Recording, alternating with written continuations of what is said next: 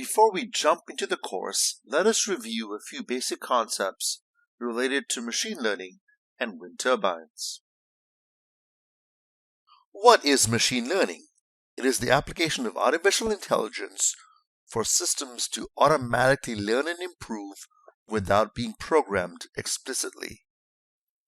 In general, machine learning algorithms can be characterized as supervised, semi-supervised, unsupervised, or reinforced.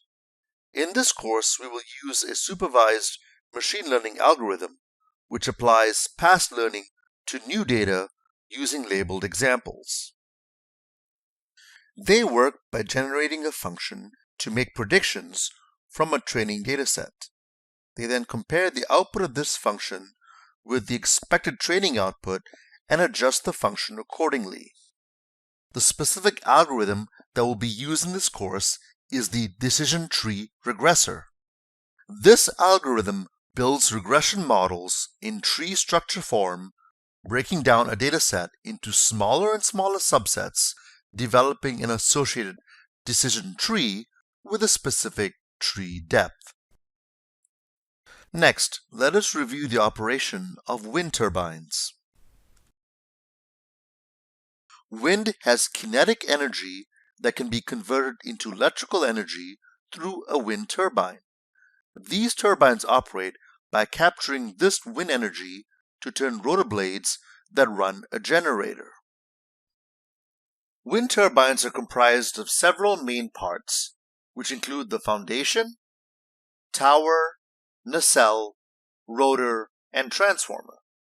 The foundation is the base of the turbine that keeps the structure secure to the ground. The tower is the largest and most visual aspect of the structure. The tower size will vary based on the size of the turbine, required height to achieve optimal wind input, and the size of the rotor. The nacelle is an important structure that connects the tower to the generator and to the rotor. The rotor is comprised of blades that capture the wind and run the turbine. Lastly, the transformer stores the electricity that is produced. A controller inside the base of the tower ensures all aspects of the turbine are running properly. Most of the inner workings of the turbine are located inside the nacelle. The rotor is attached to the nacelle by way of the main shaft. As the wind turns the rotor, it turns the large main shaft, which is attached to a gearbox. The gearbox is used to turn the low rotations per minute, or RPMs, of the rotor into a much higher number of rotations to generate more electricity. This ratio will vary depending on the size of the turbine. As an example, the gearbox in an industrial size turbine can turn 22 RPMs into around 1,500 revolutions. The rotors and turbines are governed by a rule known as Betts's law, which states that a turbine may only capture 59.3% of the energy from the wind. Betts's limit refers to the fact that if more than this amount of wind energy is captured, a buildup in front of the rotor creates a limiting factor for future wind capture. This fact is relevant, as we will see that after a certain limit, higher wind speeds do not translate to additional power generated. A typical wind turbine power curve is shown here, which plots active power in kilowatts versus wind speed in meters per second. The cut-in speed is the wind speed value which causes the active power to begin rising, while the cutout speed is the wind speed which causes the active power to begin dropping. The rated speed is the wind speed which causes the active power to plateau, while the rated power is the corresponding active power value at the rated speed.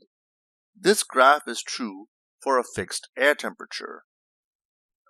But changes in air temperature will cause this power curve to shift as per this graph. Air temperature variations shift the power curve up at lower temperatures and shift it down at higher temperatures. Rho is the air density, which is affected by air temperature. Thus, at a fixed wind speed, you would want a lower air temperature in order to generate more active power.